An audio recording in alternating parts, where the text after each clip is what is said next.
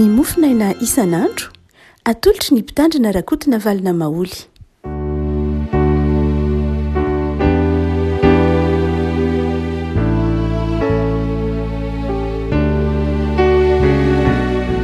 Mifaliana avana no iarabanantsika hatratra ity sabotsy fa 13 ny volana jolay ity izay anona ny fiatanan'ny Jesosy tompo amintsika. Ny mofinaina voalahatra dia ny boky ny tantara faharoa toko 520, tantara faharoa toko 520, andiny fahadimy ka hatramin'ny andiny faha-12 amin'ny anaran'i Jesosy.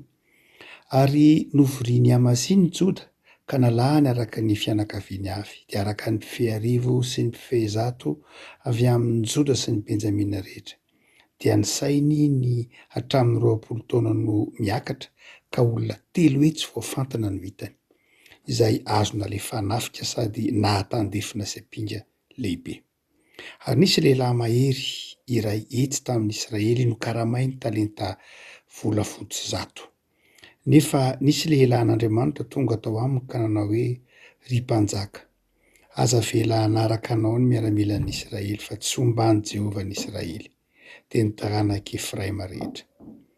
Fa mandehany ianao ka manaofa ary mahereza amin'ny ady fa ataon'Andriamanitra lava eo anoloan'ny fahavalo ianao, fa Andriamanitra no mahay mamonjy sy mampalavo.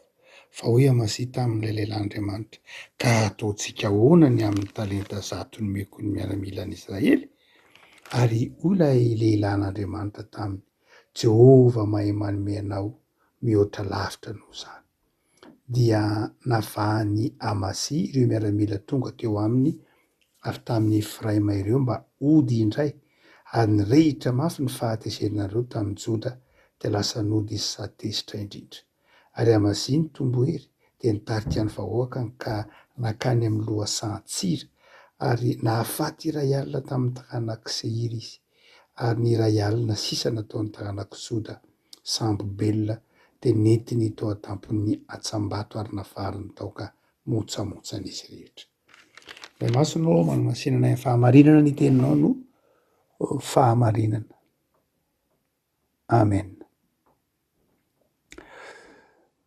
Amazia mpanjaka zanaky Joasy mpanjaka fahavalo teo amin'ny tantaran'ny Joda moa i Amazia, any amin'ny taona totsika hoe 7 na 7 sy valonjato, tsy arivo 7 sy valonjato, 7 sy valonjato na 7 sy valonjato alohan'ny Kristy any ho any no nanjakany Amazia.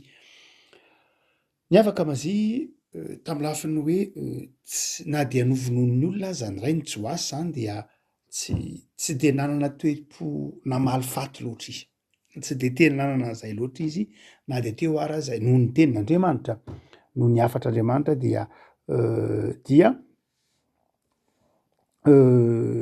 tsy de nahery sotra, marina fa namono zay efa namono ny rainy ihany izy, nefa tsy de tena nataony hoe niatraika tamin'ny zanak'ireny olona ireny izany zavatra izany. Tao ihany tao ny fahalebem-panahiny Amazia. Hitantsika any amin'ny boky ny mpanjaka faharoa toko 420 raha teo moa zany tantara.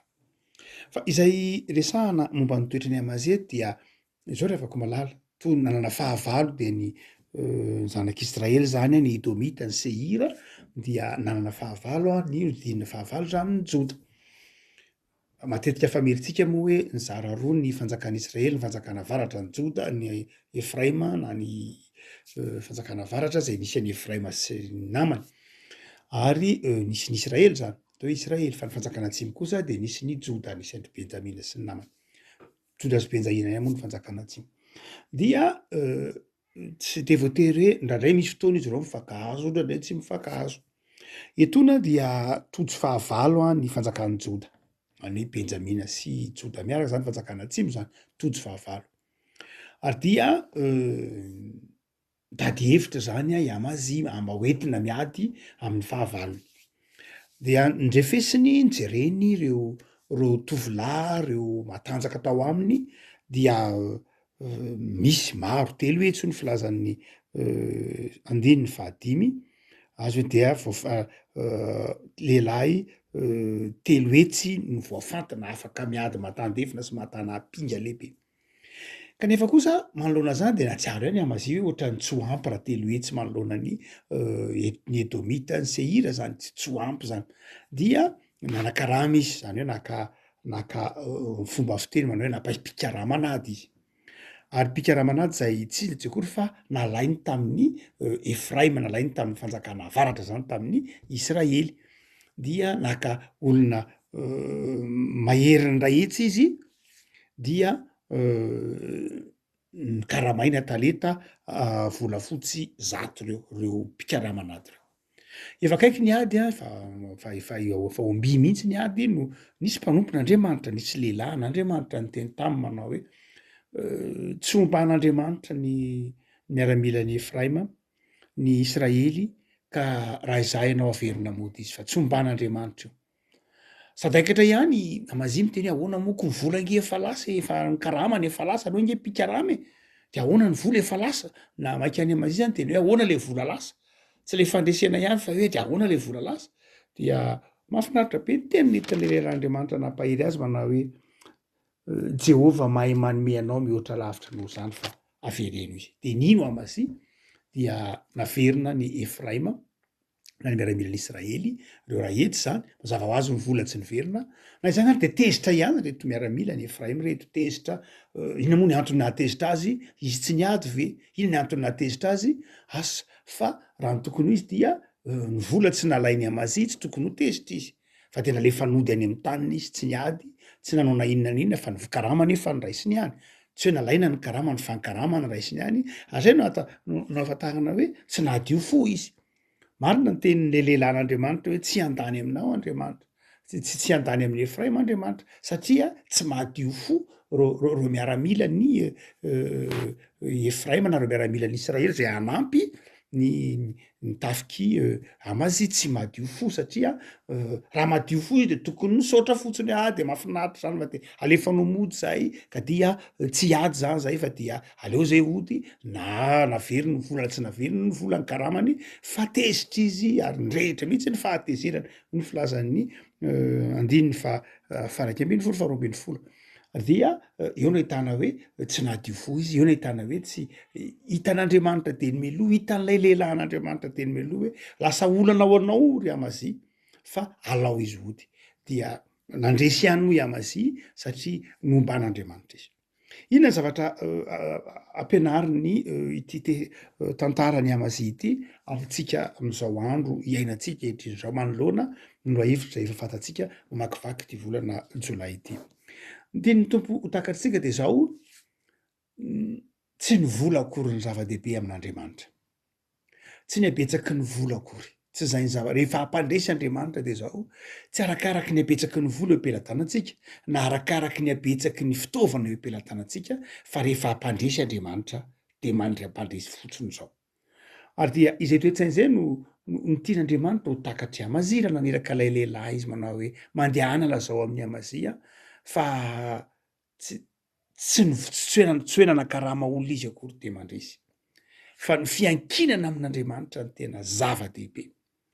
Marina fa ny Efraima eto raha ny tena izy nge prahala reo samy taranaka Jakoby reo prahala reo, saingy vitan'ireto Efraima reto no ny karama tamin'ny rahalahiny tamin'ny Joda mba hanavotana ny Joda ty tsy akasitran'Andriamanitra zany satria ty vola ny Efraimita eto ty vola lay miaramilan'ny Israely eto ty vola dia tsy tian'Andriamanitra zany.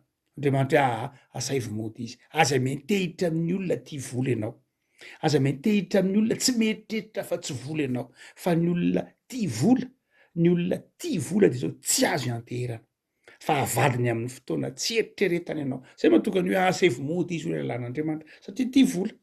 Nahoana no ikaramanao ny rahalahinao ve de ikaramanao marina loatra tokoa fa miaramila hoe tokony ahazo ny karamany sy ny tahaka izany fa na izany na tsy zany ara ilay fihetsika tezitra de mitory lay tsy fahadiovam-po, lay fihetsika tezitra de midika hoe tsy azo ianteherana, lay fihetsika tezitra de midika hoe tsy itokisana tsy mahatoky. Ary mandrakariva ny olona tia vola de tsy mahatoky mihitsy. Rehefa ny olona ny tia vola manompo vola de zao tsy manana toetra mahatoky ary tsy azo atao namana mihitsy, tsy azo aterana ao anatin'ny sarotra. Rehefa ny olona no tsy meritreritra fa tsy ny vola, tsy meritreritra fa tsy ny gain de tsy azonao ianterana izy, tsy azonao ianterana ary tsy azonao itokisana izy, havelany eny antenatenany ianao, havelany ao anatin'ny ady sarotra, havelany ao anatin'ny lafin-javatra zay tena mety hoe mba mety mbola ilanao azy. Ary dia ny tompony hoe avelao izy hoany fa za no ampandresy anao, za no ombanao, za tsy afoina azaraka anao. Le afako am'izao andro eny antsika izao a de sarotra ny mitady olona mahatoky. Tsy mora ny mitady olona mahatoky. Na de ho nivo ny fianakaviana aza indraindray. Tahak'izay hitantsika izao hoe mpianakavy ange ny Efraima sy Jode, ny Israely sy Jode mpianakavy ray ihany. Samy taranaki Jakoba, samy Israely, samy zanak'Israely. Fa sarotra ny mitady olona mahatoky. Sarotra ny mitady olona mahatoky satria efa tafiditra ao anelanelan'ny olombelona sy ny samy olombelona ny tombontsoa sy ny vola. Dia ito an'Andriamanitra manoloana izany ataontsika hoe fiarahamonina sarotra hitadiavana olona mahatoky zany dia ny tian'ny tompo toe-potsika sy ny toe-panahintsika dia ny tsy fiankinana afa-tsy amin'Andriamanitra. Jeremia de efa ny teny mahery mihitsy, mahery ny tenin'ny Jeremia manao hoe voaozina ange zay olona mahatoky olona. Re afako sofa teo Jesosy, nanazava ary nanadio atsika. Jesosy de nampianatra atsika manao hoe tsy misy manana fitiavana lehibe ny zao de ny manolotra ny ainy amonjy ny sakaizany.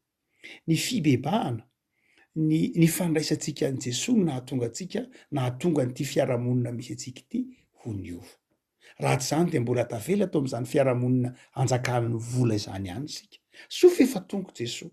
Ka na de sarotra aza ny mitady olona mahatoky de mandrakariva omen'ny tompo olona mahatoky ihany ray sika. Satria sofa efa teo Jesosy. Sofa misy olona na de eo ara ny fahasarotana, de misy olona mahatoky omen'ny tompo anao ihany. Hitantsika eo am'tantaran'ny Paoly io, hitantsika eo am'tantaran'ny filazantsara io, tena rehefa tena hiasa Andriamanitra de izao manome olona mahatoky ihany izy. Rehefa miantehitra aminy isika, rehefa tena mahatoky ny tompo isika de izao omen'ny olona mahatoky ihany. Sarotra tadiavina zany amin'ny testamenta taloha, mety ho sarotra tadiavina zany amin'ny toe-javatra ilantsika izao, fa rehefa tena miantoraka amin'ny tompo isika, rehefa tena miankina amin'ny tompo isika de izao omen'ny tompo olona mahatoky, omen'ny tompo olona azo antoka.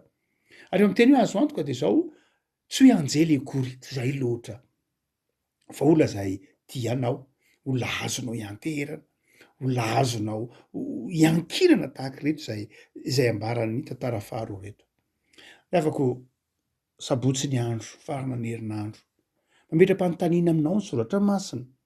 Nanahoana ny fifandraisanao tamin'ny mpiarabelona taminao tamin'ny herinandro ty fity? Iza no nitokinao? Inona no nitokinao? Mbola mitoetra anatinao ve ny fahatokiana sy ny fiankinana sy ny firaiketam-po amin'Andriamanitra? Hanomboka herinandro vaovao de tao amin'ity bokin'ny tantara faharoa ity, miankina amin'Andriamanitra.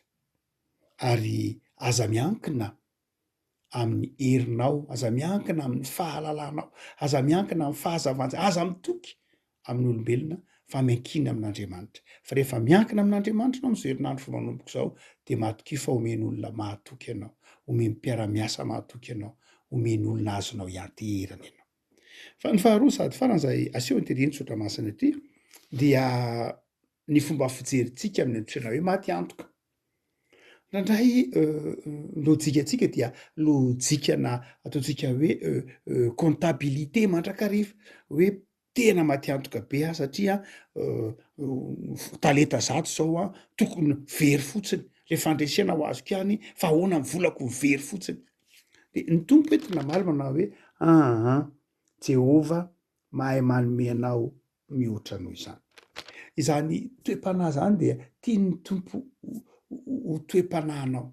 Tsy toe-panahy andevozin'ny kajy, tsy toe-panahy andevozin'ny ny lôjikana comptabilité indraindray. Satria manjary miteraka areti-panahy zany, manjary miteraka tebotebo fotsiny zany, fa hoy ny tompo anao hoe mahatoky fa Andriamanitra manome anao mihoatra noho zany. Nahoana ary no nambaran'le lehilahin'Andriamanitra tsy eritreritra an'izany i Amazia hoe za mieritreritra an'izany. Ny antony de zao satria rahalany any Efraima. ary faharoa de zao izy manao hoe afoy izy zany afoy izy zany ho an'ny Efraim ho an'ny miaramilany Israely afoy zany fa aza eritreretina fa Andriamanitra mahay manome mihoatra lavitra anao zany. Le afaka malala zany toe-panahy zany dia toe-panahy ny hoe zany olona manana an'Andriamanitra zany de olona tsy mba mahatsiaro ho maty antoka. Tsy mba mahatsiaro ho maty antoka satria manana an'Andriamanitra mpanome izy. Ndray mafy amintsika ndraindray rehefa le somary ambakain'ny olona, fetsen'ny olona, na ndraindray sendra olona zay ataontsika hoe tsy maro toerana, tsy maro toetra, fetsifetsy, tia tena, ndraindray tojo an'zany ianao de ndraindray anao mety mba marary ihany hoe fa ahoana moa fa ngaha moa zany talenta zato nge nomeko azy, za nge tsy hoe tonga fotsiny nge io vola io, za nge mba niary toro io, za nge mba niezaka, za nge mba niasa azoko tamin'ny fahamarinana nge io, fa maninona atao an'zao. Zay de amin'ity bokyny Amazia ity, tsy nitany sainy Amazia moa zany eto amin'ity bokyny tantara ity, fa talenta zato vola fotsiny nge nomena tany. Izy tsy hiasa tsy hanao ninina fotsiny kosa de ahoana ny vola nomena azy fotsiny. De namboarin'ny tompo ny sainy Amazia, ny aza mieritreritra an'zany fa ny fandresena mpanjinona. Le avako malala eo de tiany tompo ho takatritsika fa ny zava-dehibe de ny fibanjinanao ny tanjona. Raha ohatra ka mibanjina lay vola ianao de tsy tratranao lay tanjona, fa raha mibanjina lay tanjona ianao de tratranao ihany le vola. Mazava be io. Jereo tsara fa narary zany Amazia narary eny ahoana moa zany zao le talenta volafotsy zato de hoy ny tompo zany mateny hoe onerana ihany zany. Ny tanjona mibanjina, inona ny tanjona? Andresy amin'ny ady ianao. Mandresy amin'ny ady ianao. Raha ohatra ka tsy eo reo miaramilany Efraim reo de mandresy amin'ny ady ianao. Raha tazominao reo miaramilany Efraim reo satria malahelo an'lay talenta volafotsy zato ianao de resy ianao. Satria tsy omban'Andriamanitra mihitsy ny miaramilany Efraim, satria tsy madio fo, satria tsy mazava saina. Noho zany de zao tsy de ho resy ianao zany. Ka inona ny tianao? Ho tazoninao le talenta volafotsy zato fe de ho ampiasainao reo olona reo de ho resy ianao, sa afoinao ny talenta zato de mandresy ianao. De mazava ho azy ny fandresena noho ny fidiny Amazia. Ny fiainona ny tenin'Andriamanitra tsy maninona fa afoky zay. Satria ny fandresena ny maika. Ny vola vokatra teoriana omen'ny tompo ihany. Rehefa malala mahay zara mijery ny tanjona. Zava-dehibe ny hoe rehefa miasa dia satria eny anelanelanena indray de misy olana sary olana na faux problème izay ndraindray manakona antsika amin'ny tanjona. Ndraindray reny faux problème reny manakona antsika ka tsy ahitantsika hoe ity ny tena tanjona. Ary ny vola ndraindray dia manjary miteraka faux problème. Satria kahidy ndraindray, satria kahitra ndraindray dia manjary lasa misy faux problème, manjary lasa misy olana tsy tena olana. Satria kahidy mety manao ohatran'ny Amazia ka mikafiry an'lay talenta zato volafotsy zay mafy tokoa kanefany hita fa raha mbola mifikitra amin'iny de resy de tsy tratra lay tanjona. Fa be de be rehefa malala ny olona eo amin'ny fiainana tsy mahay mandanjalanjana zany fa tratry maty kahirana. Andrandray dia mitomany ena manara-pamako ny tolo malagasy zany hoe malahelo an'le hoe andray de izy verangatsy nanao ninina de lasa ny fotsiny volako, de lasa ny fotsiny zao le vola de very fotsiny le vola. Ny tsy azony an-tsaina nefa de zao manao hoe lefa nalasa nangina izy mandresy ihany. Inona moa ny antony nanomezana an'le talenta volafotsy mba azahoana le fandresena ka azo ihany le fandresena na misy na tsisy le vola. Le vola efa natao afoy raha teo fotsiny. Fa raha ohatra ka olona maty kahirana de zao malahelo an'le vola lasa lay miaramilany Efraim de miteny alora nga izy ady foana ko vola efa lasany de avy anao ataonao zay ataony fa rehefa tian'Andriamanitra andresy fa tsika tsy andresy foana kanefa de tena resy mihitsy satria tsy niaino le lalàn'Andriamanitra. Revako malala tia ny tompo hoatsaintsika ary amin'ny fiainana hanahana fahazavan-tsaina de zao tsy mahasoa loatra, tsy mahasoa mihitsy ny hoe ny akahirana loatra lay toe-tsaina ndraindray hoe ory avamanana.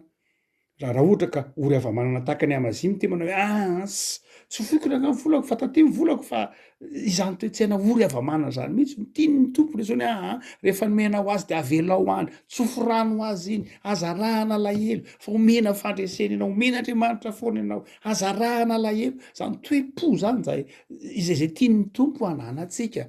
izay tsy ananantsika etsony ankehitriny a itsika mora mialina ndradray hoe fandraisinao iny de ataovy zay ataonao sy ny sisa rehetra tsy maintsy ataonao alohanao hatramin'ny vara vety fara zany toe-po zany zay izay tian'ny tompo tsy toetra atsika satria lasa manompo vola ary de izay ny mahatonga faharesena azy rehefa am'izay herinandro vaovao zao de tian'ny tompo latsainao de ny fahatokiana an'Andriamanitra, ny fitiavana an'Andriamanitra, ny fahafoizana koa aza de ny finoana ny fahamarinan'ny tenin'Andriamanitra aminao manao hoe azakivy mahereza ny fiainanao isan'andro fa Andriamanitra de zao mahay manome mihoatra lavitra noho izany izay foinao de omen'Andriamanitra mihoatra noho zany fa azarahana alahelo reny zavatra zandray alain'ny olona aminao nasain'ny tompo tsy alainao mihitsy ary satria mety misy fotoana tsy asain'ny tompo hozy tompo hoe azalaina iny azalaina any iny tosiny na azalaina any iny fa avelao azy any dia misy dia mahatoky faomen'ny tompo mihoatra lavitra noho zany ianao afaka malala ny fiainana kristianina de fiainana miavaka amin'ny fiainan'izao tontolo zao fiainana misy fiadanana fiainana misy fifaliana fiainana misy fizarana fiainana mahatonga anao ho faly amin'ny fiainana isan'andro de mahatoky fa ilay Jesosy tompo zay maty azy fijaliana no hampandresy ianao ary hampifaly anao lalandava mamakivaky indray sao herinandro vaovao omen'ny tompo anao zao mivavaka isika tompo ampisaotranao zay no ny amin'ny soratra masina manova ny toe-tsainay amin'ny alalan'ny fitarihan'ny fanahinao masina manova ny toe-tsainay anana fomadio manova ny toe-tsainay anana fofeny fifaliana manova ny toe-tsainay koa aza tsy ho baikony ny zavatra zao tontolo zao manova ny toe-tsainay hibanjana ny tanjona ary hayanavaka ny olana amin'ny mody olana tompo de misaotra ny amin'ny herinandro vaovao zay omenao anay misaotra no amin'ny fitahinao tamin'ny herinandro dify ity ary dia miatrika herinandro vaovao zay dia amarino aminay ny teninao manao hoe Jehova mahay manome mihoatra lavitra noho zany de omeo anay tompo am'izay herinandro manomboka izao ny fahasalamana ny heri-tanjaka ny fifaliana sy ny fiadanam-po ary dia omeo mpiara-miasa mahatoky mandrakarivo zay ataovy mahay miara-miasa amin'ny mpiarabelona aminay ao anatin'ny fo madio koa zahay ao anatin'ny fofeny fifaliana de zao herinandro vaovao zao tsenao amin'ny fahasoavanao zahay jereo marary Jesosy jereo manana orana jereo manana ady-panahy akinay ambany fahasoavanao orakofanao ny fitahinao izy ireny de mametraka n'isan'andronay ambany fahasoavanao zay Jesosy amen